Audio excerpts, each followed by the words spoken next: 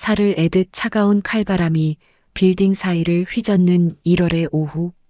기록적인 한파에 사람들은 두꺼운 패딩 속으로 몸을 한껏 웅크린 채 발걸음을 재촉합니다. 내뱉는 숨마다 하얀 입김이 흩어지는 이 혹독한 계절.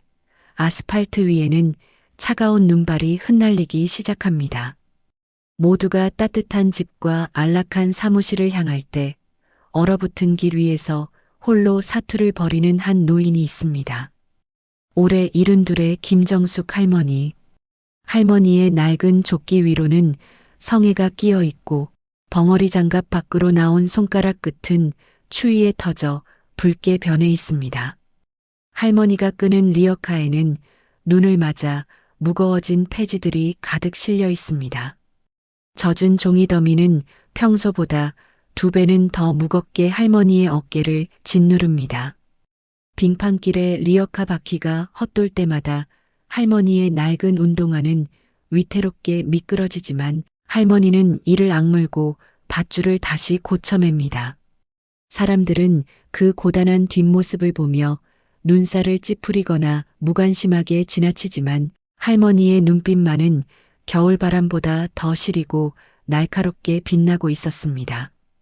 그때였습니다. 할머니의 리어카 옆으로 은빛 광택이 흐르는 올드 벤츠 한 대가 매연을 내뿜으며 멈춰 섰습니다.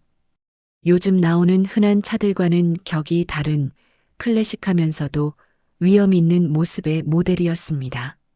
하지만 혹한의 추위를 견디지 못한 듯 보닛 사이로 하얀 김이 훅 피어오르더니 이내 컥컥하는 단발마의 소리와 함께 엔진이 숨을 멈춰버렸습니다. 차 문이 거칠게 열리고 30대 초반의 남자가 신경질적으로 튀어나왔습니다. 강성그룹의 후계자이자 상무인 강민준이었습니다. 그는 수천만 원짜리 코트 자락이 눈에 젖는 것도 아랑곳하지 않고 머리를 감싸쥐었습니다. 아, 진짜 미치겠네. 기사님, 이거 어떻게 된 거예요? 오늘 독일 바이어랑 신년 미팅 있는 거 몰라요?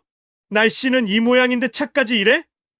이번 계약 잘못되면 상무인 내 체면은 물론이고 그룹 손실이 얼마인 줄 알아? 뒤따라 내린 수행기사가 얼어붙은 손으로 황급히 보닛을 열었습니다. 차가운 공기와 보닛 안의 열기가 만나 뿌연 안개가 시야를 가렸습니다. 죄송합니다, 상무님. 분명 오늘 아침 예열까지 충분히 마쳤습니다. 그런데 갑자기 연료 공급 계통에 에러가 뜨더니 엔진이 정지했습니다. 아무래도 이 혹한에 노후된 부품 어딘가가 얼어붙거나 균열이 생긴 것 같습니다. 추위가 하루 이틀이야?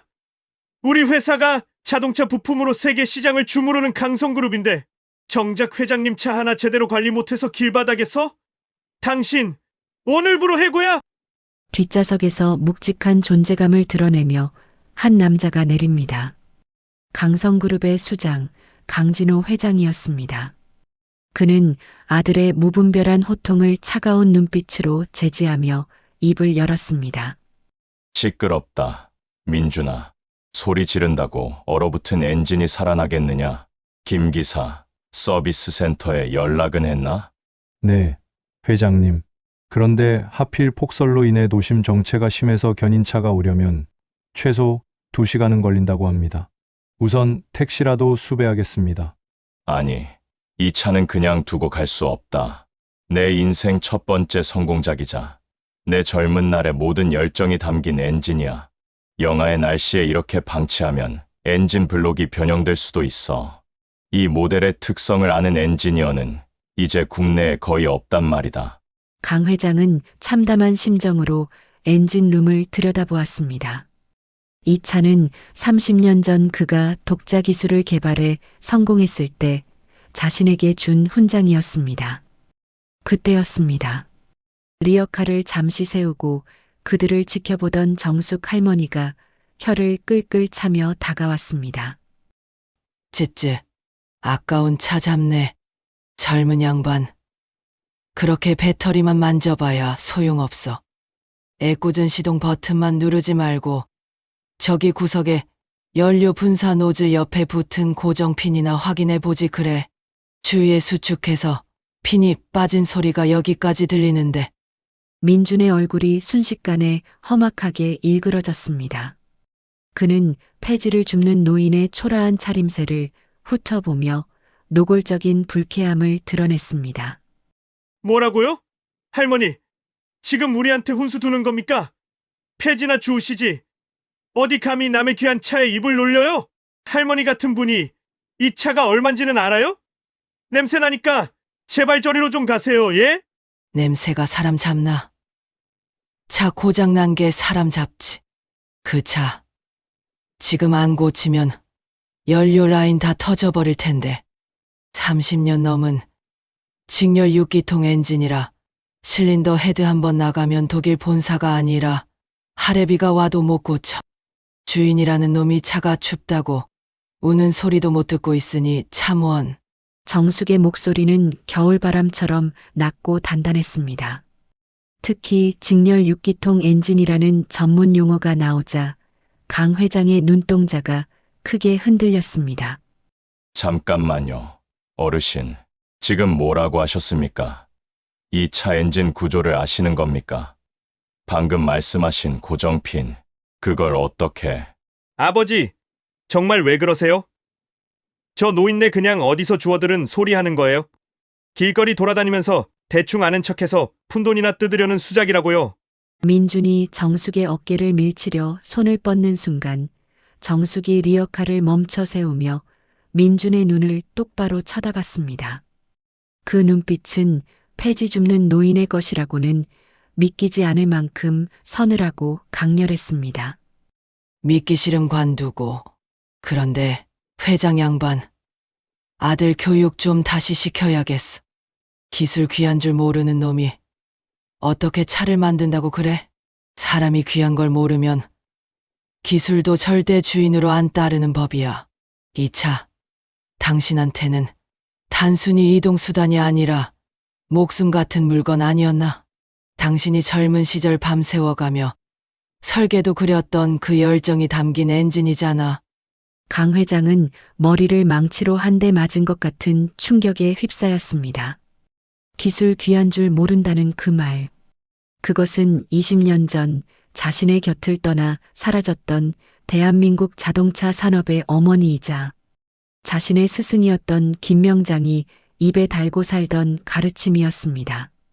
강 회장은 떨리는 눈으로 할머니의 거친 손을 바라보았습니다. 얼어터진 손등 위로 솟아오른 굵은 마디와 손등의 핏줄은 평생 기계를 만진 숙련공만이 가질 수 있는 위대한 흔적이었습니다.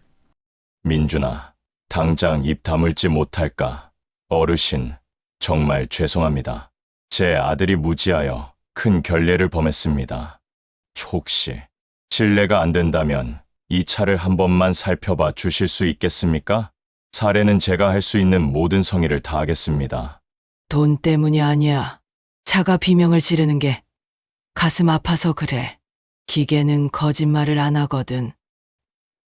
비켜봐. 정숙은 어깨에 메고 있던 리어카 밧줄을 내려놓았습니다. 그리고 낡은 조끼 주머니에서 아주 정갈하게 닦인 구식 스패너 하나와 기름때 묻은 면장갑을 꺼냈습니다.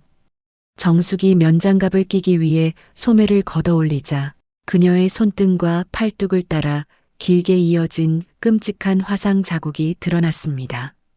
그 자국을 본 강 회장의 눈이 경악으로 가득 찼습니다. 설마 저 화상 자국은 20년 전 연구소 폭발 사고 당시의 제자들을 구하고 사라지셨던 그분 아니야. 그분은 분명히, 하지만 저 손놀림은... 정숙은 강 회장의 시선을 눈치챘는지 슬쩍 소매를 내려 상처를 가렸습니다. 그리고는 망설임 없이 차가운 엔진룸 안으로 손을 집어넣었습니다. 영하의 금속이 손에 달라붙을 듯 차가웠지만 그녀의 손가락은 마치 살아있는 탐지기처럼 복잡한 배선 사이를 헤치며 목표 지점을 찾아 들어갔습니다. 진짜 어이가 없네. 아버지, 저러다 차 더 망가지면 어떡해요? 독일에서 기술자 불러도 못 고치면 이건 폐차라고요. 이 녀석아. 시끄러워. 조용히 하네. 기계 만질 때는 숨소리도 죽이는 거야. 그래야 이 쇳덩어리가 어디가 아프다고 속삭이는지 들리는 법이거든. 내 놈처럼 입만 살아서 나불대는 놈들은 평생 가도 못 듣는 소리지. 정숙의 매서운 호통에 민주는 기가 막힌 듯 입을 벙긋거렸지만 강 회장은 숨을 죽인 채 할머니의 손놀림을 지켜보았습니다. 정숙의 손끝이 닿을 때마다 쇳소리를 내며 비명을 지르던 엔진 부품들이 마법처럼 제자리를 찾아가는 듯한 리듬감이 느껴졌습니다. 길거리를 지나던 행인들도 하나둘 멈춰서서 이 기이한 광경을 지켜보기 시작했습니다. 눈보라가 치는 서울 한복판, 최고급 벤츠 앞에 엎드려 기름때를 묻히고 있는 폐지 할머니, 그리고 그 옆에서 마치 스승의 가르침을 기다리는 제자처럼 공손히 서 있는 재벌 회장. 시간이 멈춘 듯한 정적 속에서 할머니의 하얀 입김이 엔진룸 가득 퍼져나갔습니다. 추웠지? 미안하다. 주인이 멍청해서 고생이 많았네. 정숙은 마지막으로 스패너를 조이며 깊은 한숨을 내뱉었습니다. 그녀의 얼굴은 추위로 파랗게 질렸지만 눈동자만큼은 그 어떤 보석보다 빛나고 있었습니다. 다 됐다. 이제 시동 걸어봐. 아마 전보다 더 기운차게 대답할 거야. 정숙이 장갑을 벗으며 무심하게 말했습니다. 민주는 반신반의하며 운전석으로 다가갔고 강 회장은 마른 침을 삼키며 차의 심장이 다시 뛰기만을 기다렸습니다. 차가운 겨울바람이 몰아치는 대로변 은빛 벤츠 주위로 무거운 침묵이 내려앉습니다. 폐지를 줍던 노인의 장담대로 정말 이 죽어버린 엔진이 다시 숨을 쉴 수 있을까? 강민준 상무는 미심쩍은 표정으로 운전석에 올라앉아 떨리는 손으로 키를 잡았습니다. 강진호 회장은 차 문 옆에 붙어서서 마치 자신의 심장이 다시 뛰기를 기다리는 사람처럼 숨을 멈췄습니다. 그 순간이었습니다. 단 한 번의 시도였습니다. 거칠게 쿨럭이며 죽어가던 엔진은 온데간데 없었습니다. 마치 갓 출고된 신차처럼, 아니 그보다 더 정교하게 맞물린 톱니바퀴들이 내는 듯한 완벽한 기계음이 고요한 눈길 위로 울려 퍼졌습니다. 보니단의 6기통 엔진은 미세한 진동조차 없이 고르게 맥동하기 시작했습니다. 시동이 걸렸어? 말도 안 돼. 진짜로 걸렸잖아. 민주는 경악하며 계기판을 확인했습니다. 모든 경고등이 사라졌고 불규칙하게 춤추던 유압계 바늘은 가장 안정적인 지점에 딱 고정되어 있었습니다. 수행기사 역시 믿을 수 없다는 듯 자신의 눈을 비볐습니다. 최고의 정비소에서도 반나절은 좋게 걸릴 문제를 길바닥에서 낡은 스패너 하나를 든 할머니가 단 3분 만에 해결한 것입니다. 이 소리, 이 완벽한 밸런스. 이건 그냥 고친 게 아니야. 엔진의 성질을 완벽하게 이해하고 조율한 거야. 어르신, 대체 정체가... 강 회장은 황급히 고개를 돌려 할머니를 찾았습니다. 하지만 김정숙 할머니는 이미 리어카의 밧줄을 어깨에 메고 무거운 발걸음을 떼고 있었습니다. 할머니에게 이 기적 같은 수리는 그저 지나가는 길에 아픈 짐승 하나를 돌본 것처럼 대수롭지 않은 일인 듯 했습니다. 시동 걸렸음 됐어. 갈 길들 가봐. 기계 아껴주고 사람 귀한 줄 좀 알고 살고 그럼 차도 주인 배신 안 해. 여보세요. 할머니, 그냥 가면 어떡해요? 자, 여기요. 이거면 할머니가 한 달 내내 폐지 주워도 못 벌 돈이니까 이거 받고 가시라고요. 민준이 지갑에서 5만 원권 뭉치를 꺼내 할머니의 리어카 위에 툭 던졌습니다. 눈발 섞인 바람에 지폐 몇 장이 할머니의 낡은 조끼 위로 떨어졌습니다. 할머니는 걸음을 멈추고 바닥에 떨어진 돈을 물끄러미 바라보았습니다. 그리고는 고개를 돌려 민준을 쳐다봤습니다. 그 눈빛은 분노라기보다 깊은 가련함이 담겨 있었습니다.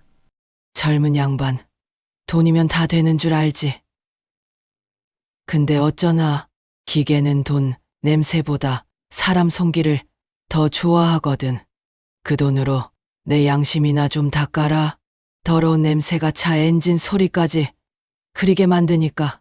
할머니는 발끝으로 지폐 뭉치를 툭 차서 길가로 밀어버리고는 다시 리어카를 끌기 시작했습니다. 민주는 얼굴이 벌겋게 달아올라 씩씩거렸지만 강 회장은 달랐습니다. 그는 할머니가 던진 더러운 냄새라는 말에 심장이 멎는 듯 했습니다. 20년 전 자신이 기술의 효율성만을 따지며 스승의 만류에도 불구하고 무리하게 연구소를 가동했던 그날, 스승이 자신에게 마지막으로 남겼던 말과 토시 하나 틀리지 않았기 때문입니다. 어르신, 잠깐만요. 제발 한 번만 더 얼굴을 뵙게 해 주십시오. 성함이라도 알려주십시오.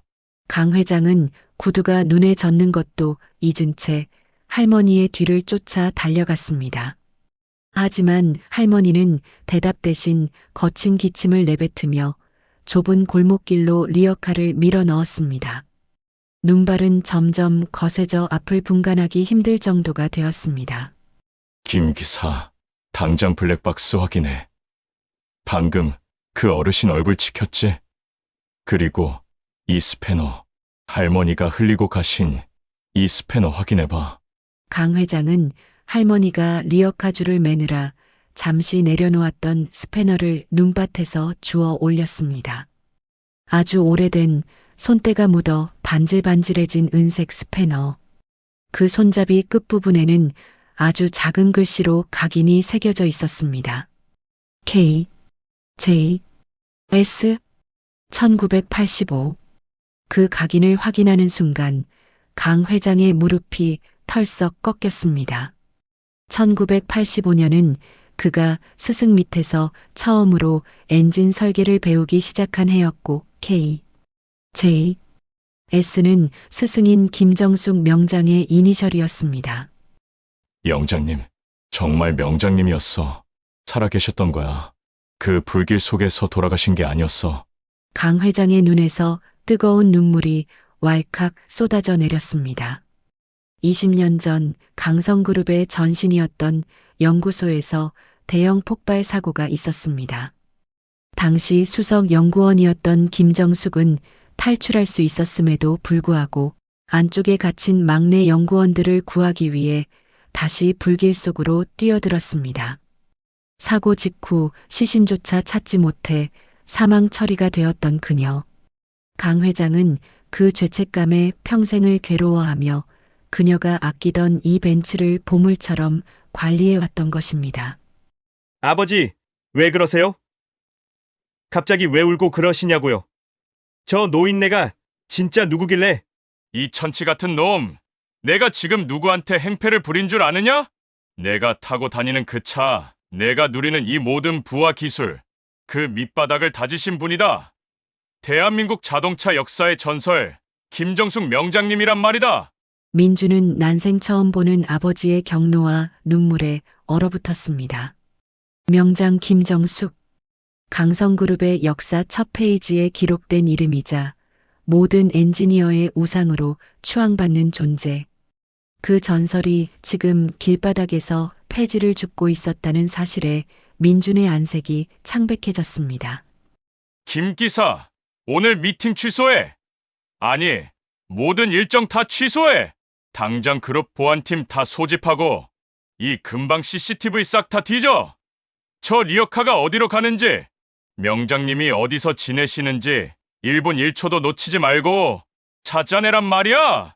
강 회장은 눈보라 속으로 사라진 좁은 골목을 향해 소리쳤습니다. 하지만 돌아오는 것은 차가운 바람 소리뿐이었습니다. 할머니의 리어카 바퀴가 눈 위에 남긴 깊은 자국만이 그녀가 이곳에 있었음을 증명하고 있었습니다. 화려한 회장실이 아닌 영하 10도의 추위와 싸우며 폐지를 줍던 전설의 명장. 그녀는 왜 이름을 숨긴 채 사라졌던 것일까? 그리고 20년 만에 제자 앞에 나타나 죽어가는 엔진을 살려놓은 이유는 무엇일까? 강 회장은 할머니가 남긴 낡은 스패너를 가슴에 꼭 품은 채 눈 덮인 골목길을 향해 무릎을 꿇었습니다. 한편 골목 깊숙한 곳에 낡은 판잣집 앞. 정숙 할머니는 거칠게 숨을 몰아쉬며 리어카를 세웠습니다.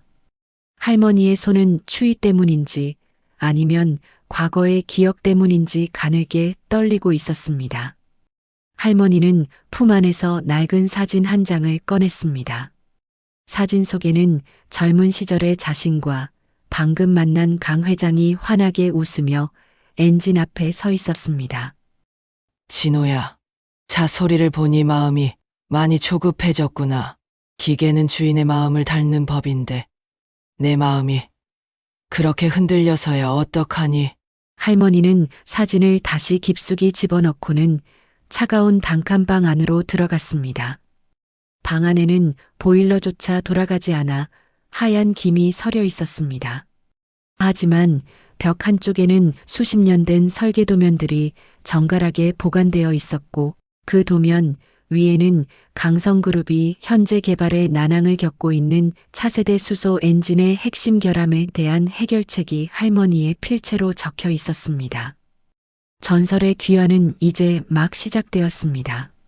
서울의 화려한 야경이 내려다 보이는 강성그룹 본사 회장실. 하지만 강진호 회장은 그 야경을 즐길 여유가 없습니다. 그의 앞에는 수십 대의 모니터가 설치되어 있고 보안팀이 긴박하게 움직이며 할머니의 동선을 추적하고 있습니다. 밖에는 여전히 진눈깨비가 흩날리며 세상을 차갑게 적시고 있었지만 강 회장의 가슴은 죄책감과 그리움으로 뜨겁게 타오르고 있었습니다. 찾았나? 아직인가? 그 낡은 리어카 하나 찾는 게 그렇게 힘든 일이야? 죄송합니다. 회장님, 해당 구역이 재개발 예정지라 사각지대가 너무 많습니다.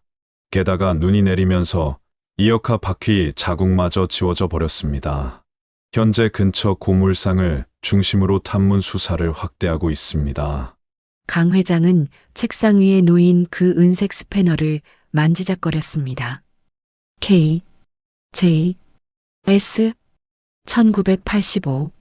자신의 인생을 통틀어 가장 존경했던 스승의 이름. 20년 전 불길 속에서 그녀를 잃었다고 믿었던 그날부터 강 회장의 시간은 멈춰 있었습니다. 그런데 오늘 그 전설이 살아 돌아와 자신의 망가진 차를 고쳐주었습니다. 아니, 차뿐만이 아니었습니다. 아들의 오만함과 자신의 나태함까지 꾸짖고 사라진 것입니다. 그 시각 민주는 사무실 구석에서 넋이 나간 채 앉아 있었습니다. 낮에 할머니에게 했던 모욕적인 언사들이 화살이 되어 가슴에 박혔습니다. 대한민국 자동차 업계에서 성역과도 같은 김정숙 명장에게 냄새나는 노인이라니. 만약 이 사실이 외부에 알려진다면 강성그룹의 이미지 실추는 물론 자신의 후계 구도에도 치명적일 것이었습니다. 회장님, 찾았습니다. 종로구 끝자락, 일명 달동네라 불리는 판자촌 끝집입니다. 강 회장은 코트도 제대로 걸치지 못한 채 자리에서 일어났습니다. 가자. 당장 민준이 너도 따라와. 가서 무릎 꿇고 용서를 빌어라. 그분이 용서하지 않으시면 넌 더 이상 내 아들도 강성의 상무도 아니다. 눈보라를 뚫고 도착한 판자촌은 참혹할 정도로 고요했습니다. 가파른 언덕길 위로 다닥다닥 붙은 집들 사이 바람이 불 때마다 낡은 슬레이트 지붕들이 기괴한 소리를 내며 흔들렸습니다. 강 회장은 수행원들을 모두 물리친 채 민준과 단둘이 할머니의 집 앞에 섰습니다. 낡은 나무문 틈으로 차가운 바람이 드나들고 문 옆에는 아까 봤던 그 리어카가 눈을 맞으며 세워져 있었습니다. 강 회장은 떨리는 손으로 문을 두드렸습니다. 명장님, 저 진호입니다. 못난 제자 진호가 왔습니다. 제발 문 좀 열어주십시오. 방 안에서는 아무런 대답이 없었습니다. 오직 거친 기침 소리만이 간헐적으로 들려올 뿐이었습니다. 명장님, 제가 잘못했습니다. 20년 전 그날, 제가 명장님의 경고를 무시하고 연구소를 가동하지만 않았어도 그런 비극은 없었을 겁니다. 평생을 죄책감 속에 살았습니다. 제발 얼굴 한 번만 뵙게 해주십시오. 한참의 침묵 끝에 문 안쪽에서 갈라진 목소리가 들려왔습니다. 돌아가라. 여긴 너 같은 사람이 올 곳이 아니다. 나는 20년 전에 이미 죽은 사람이다. 오늘 내 차를 만진 건 그저 기계가 가여워서였지. 너와의 인연을 잇고 싶어서가 아니다. 명장님, 제가 죽을 죄를 지었습니다. 아까는 명장님인 줄 꿈에도 모르고 제발 한 번만 용서해 주십시오. 용서. 내가 나한테 빌 건 용서가 아니라 반성이다. 너 같은 놈들이 기술을 돈으로만 보고 사람을 수단으로 여기니까 대한민국 자동차에 영혼이 사라진 거야. 강진호, 내 아들 교육 저 따위로 시킬 거면 당장 사업 접어라. 기계에 부끄럽지도 않으냐? 강 회장은 문 앞에 엎드려 오열했습니다. 하지만 문은 끝내 열리지 않았습니다. 할머니는 그들이 떠날 때까지 단 한 번도 밖을 내다보지 않았습니다. 다음 날 아침 강성그룹은 비상사태에 빠졌습니다. 독일 바이어와의 계약 조건이었던 차세대, 수소 엔진의 시제품이 테스트 도중 원인 불명의 폭발을 일으킨 것입니다. 핵심 기술 고문들도 해결책을 찾지 못해 전전긍긍하고 있었고 강 회장은 절망적인 심정으로 연구실을 지키고 있었습니다.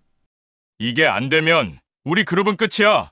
30년 공들인 탑이 무너진단 말이다. 대체 왜 폭발하는 건지 원인조차 모른다는 게 말이 돼? 그때 팩스 한 통이 요란한 소리를 내며 들어왔습니다. 발신 번호도 없는 의문의 문서였습니다. 연구원이 무심코 그 종이를 집어들었다가 눈이 휘둥그레졌습니다. 회장님, 이것 좀 보십시오. 누군가 우리 엔진 설계도의 핵심 결함을 지적해서 보냈습니다. 강 회장은 팩스 용지를 낚아챘습니다. 거기엔 거칠지만 정갈한 필체로 수소 분사, 노즐의 각도와 냉각 압력의 불균형을 해결할 수 있는 수치들이 빼곡하게 적혀 있었습니다. 그리고 종이 하단에는 단 한 줄의 문구가 적혀 있었습니다. 기계는 거짓말을 하지 않는다. 내 마음의 조급함이 냉각 계통을 막고 있는 것이다. 강 회장은 그 글귀를 보자마자 깨달았습니다. 명장님이었습니다. 자신을 만나주지는 않았지만 위기에 빠진 제자와 대한민국 자동차 산업을 차마 외면하지 못한 것입니다. 이 수치대로 수정해. 당장 명장님이 보내주신 답이다. 연구원들이 분주하게 움직이기 시작했습니다.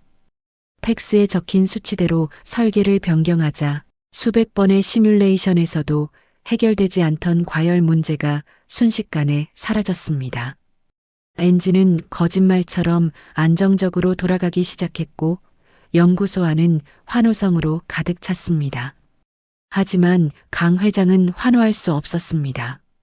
그는 창밖으로 내리는 눈을 보며 판자촌의 차가운 방을 떠올렸습니다. 최고의 기술을 가지고도 이름도 없이 폐지를 줍는 스승, 그리고 화려한 연구소에서 그 기술을 받아 연명하는 자신. 명장님, 당신은 왜 아직도 그 추운 곳에 계신 겁니까? 당신이 남긴 이 불씨를 제가 어떻게 지켜내야 합니까? 강 회장은 비서에게 나직이 명령했습니다. 명장님이 계신 판자촌 일대의 땅을 전부 매입해 그리고 그곳에 세상에서 가장 따뜻하고 현대적인 엔지니어 센터를 지을 거다. 명장님이 다시는 추위에 떨며 폐지를 줍지 않도록, 그리고 그분의 기술이 영원히 살아서 숨 쉴 수 있도록.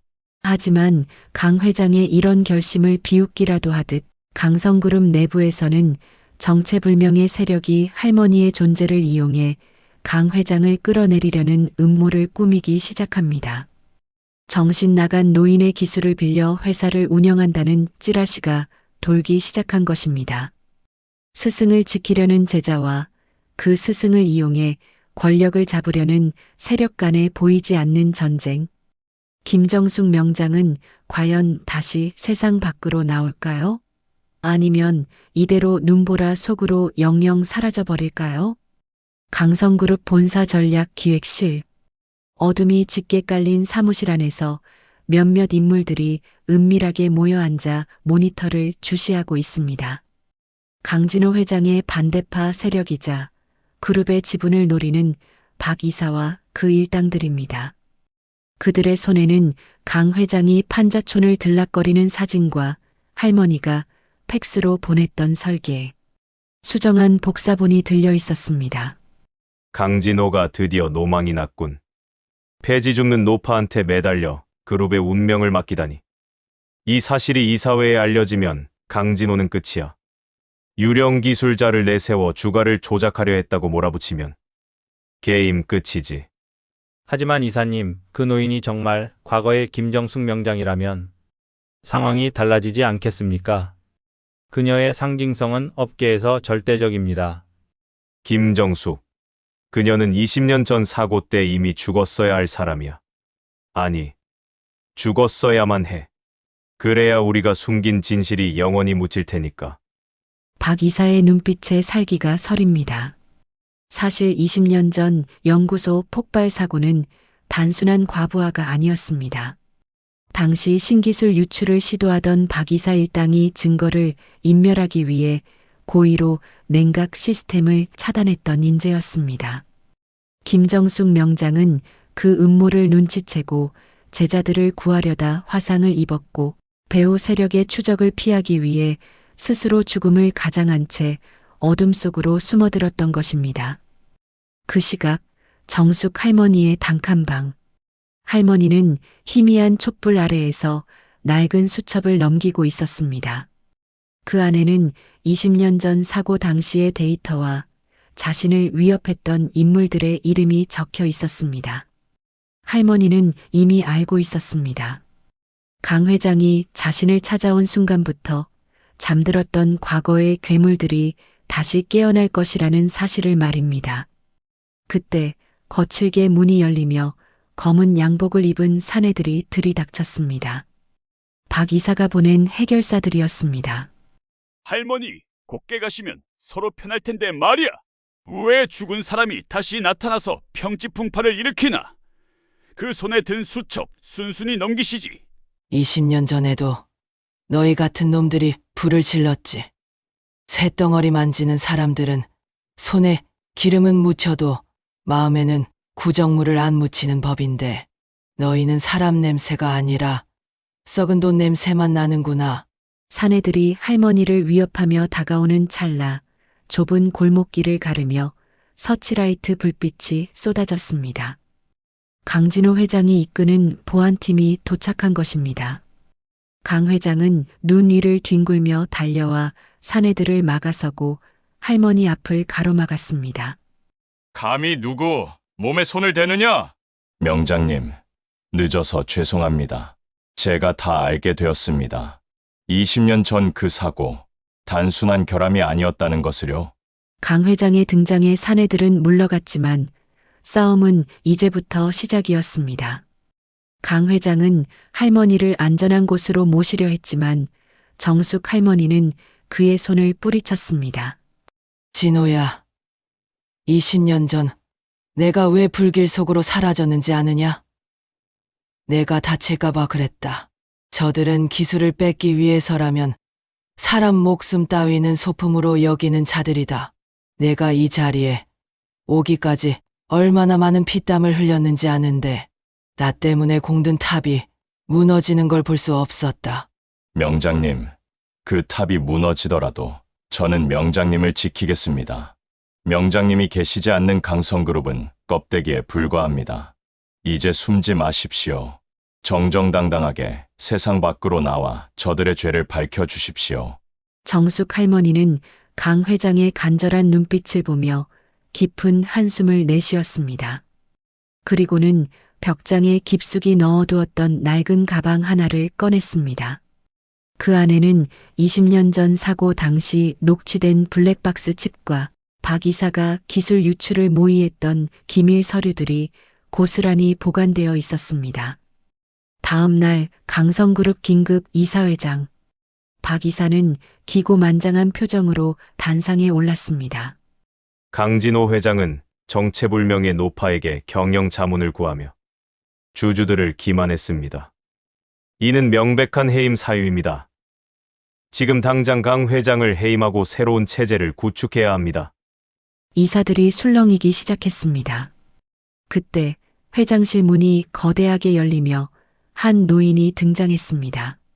낡은 조끼 대신 단정한 정장을 입었지만 손등의 화상 자국은 가리지 않은 김정숙 명장이었습니다.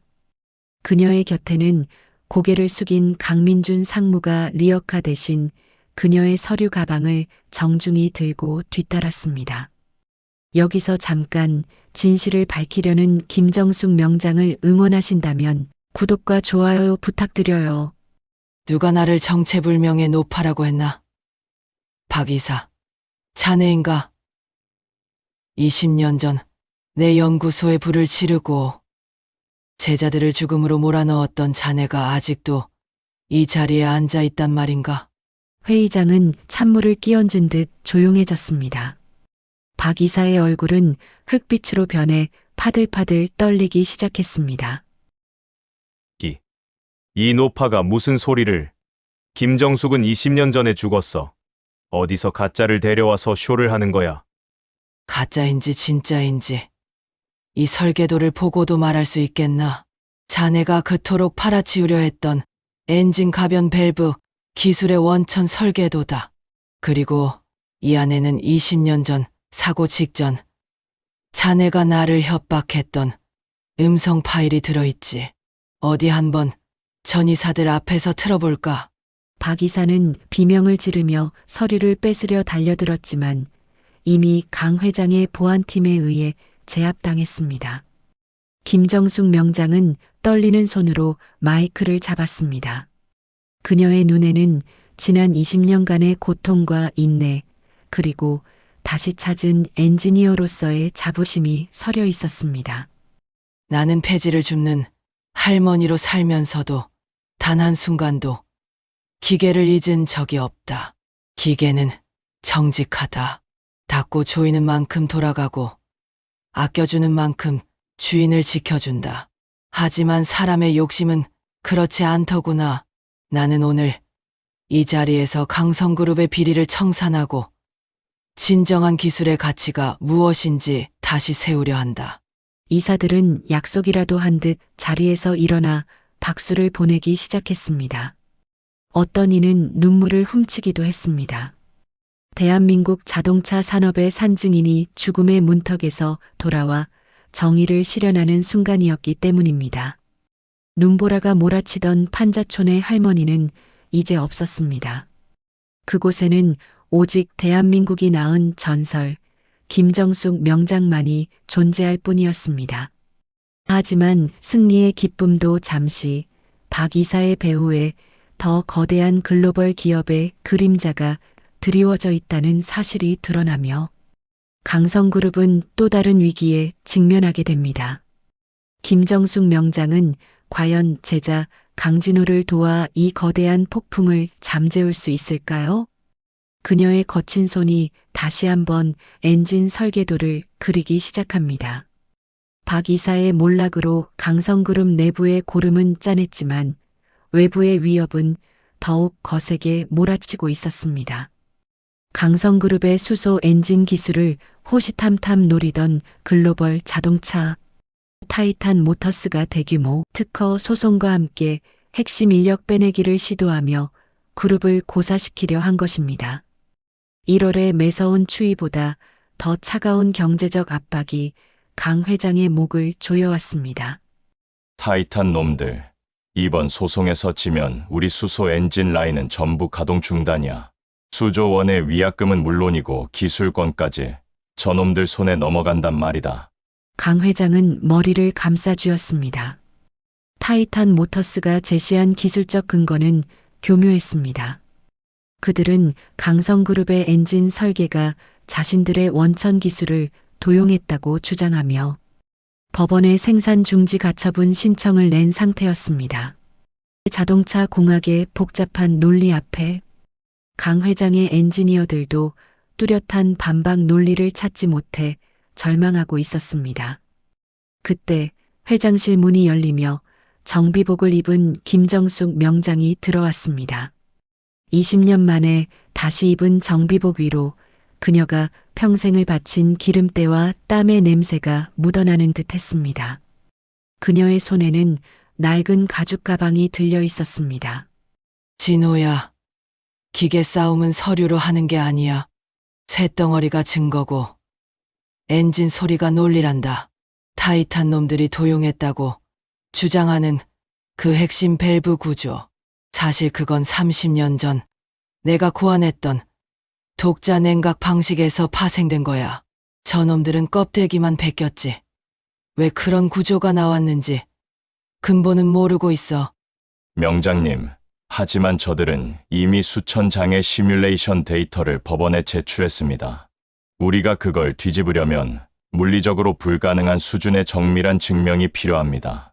데이터가 거짓말을 하면 실물로 보여주면 되지. 내가 직접 엔진을 조율하겠다.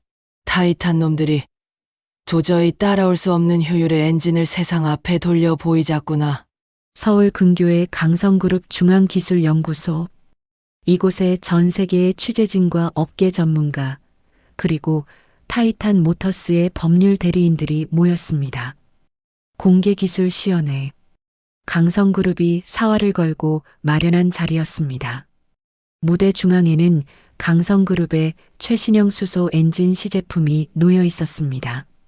타이탄 모터스의 기술 고문인 독일인 엔지니어가 비웃으며 마이크를 잡았습니다. 이 엔진의 연료 분사 방식은 우리 타이탄의 특허입니다. 아무리 여기서 돌려본들 원천 기술의 주인은 우리라는 사실은 변하지 않습니다. 그때 군중 사이를 헤치고 한 노인이 무대 위로 걸어 올라왔습니다. 은백색 머리를 단정하게 묶고 손등에 화상 자국을 훈장처럼 드러낸 김정숙 명장이었습니다. 그녀는 아무 말 없이 엔진 앞에 서서 자신의 스패너 세트를 하나씩 꺼내 놓았습니다. 원천 기술이라 당신들 엔진은 분사 압력이 700바를 넘어가면 노즐 끝단에서 난류가 발생해 효율이 급감하지. 그래서 그 문제를 해결 못하고 압력을 낮추는 꼼수를 썼더군. 그건 원천 기술이 아니라 미완성된 모방일 뿐이야. 외국인 고문의 안색이 순식간에 변했습니다. 자신들만 알고 있던 엔진의 치명적 결함을 단 한 번 보지도 않은 노파가 꿰뚫어 본 것입니다. 지금부터 내가 보여주지. 30년 전 대한민국 엔지니어들이 밥 먹듯 밤새우며 찾아낸 그 황금 각도가 무엇인지. 정숙은 엔진룸 안으로 손을 집어넣었습니다. 그녀의 손놀림은 마치 눈 위를 미끄러지는 스케이트 날처럼 부드럽고 빨랐습니다. 나사 하나를 조이는 토크 수치부터 밸브 간극을 조절하는 미세한 감각까지 그녀의 몸 자체가 완벽한 계측기였습니다. 강민준 상무는 무대 아래에서 그 모습을 지켜보며 주먹을 꽉 쥐었습니다. 그는 지난 며칠간 명장님 곁에서 공구 가방을 들며 기계의 정직함을 배웠습니다. 오만했던 재벌 3세의 눈에는 이제 명장을 향한 경외심만이 가득했습니다. 진호야, 시동 걸어라. 강 회장이 직접 버튼을 눌렀습니다. 엔진 소리는 아까의 올드 벤츠와는 차원이 달랐습니다. 미래를 여는 수소 엔진 특유의 날카로우면서도 정교한 고주파음이 강당 전체를 압도했습니다. 모니터상의 수치는 폭발적으로 치솟기 시작했습니다. 효율 98%, 출력은 타이탄 모터스 제품의 1.5배, 무엇보다 과열 현상이 전혀 없었습니다. 말도 안 돼. 저 노즐 구조로 어떻게 이런 압력을 견디는 거지? 물리적으로 불가능해. 당신들은 공식을 외웠지만 우리는 철의 성질을 연구했거든. 겨울의 냉기와 엔진의 열기가 만날 때 금속이 어떻게 숨을 쉬는지, 당신들이 컴퓨터 앞에 앉아 있을 때 우리는 영하 20도 정비소 바닥에서 몸으로 배웠어. 전광판의 그래프가 타이탄의 수치를 한참 앞질러 독보적인 곡선을 그리자 장내는 열광적인 박수 소리로 뒤덮였습니다. 타이탄 모터스의 대리인들은 황급히 가방을 싸서 도망치듯 자리를 떠났습니다. 대한민국 엔지니어링의 자존심이 폐지 줍던 노인의 손끝에서 다시 한번 세계를 제패하는 순간이었습니다. 한 달 뒤 판자촌의 낡은 집터에는 강 회장의 약속대로 김정숙 엔지니어링 센터가 완공되었습니다. 하지만 그곳은 거창한 연구소라기보다 누구나 와서 기계를 배우고 고칠 수 있는 거대한 작업장 같았습니다. 센터의 개관식 날 수많은 VIP들이 참석했지만 정숙 명장은 화려한 단상 대신 지하 정비실에 있었습니다.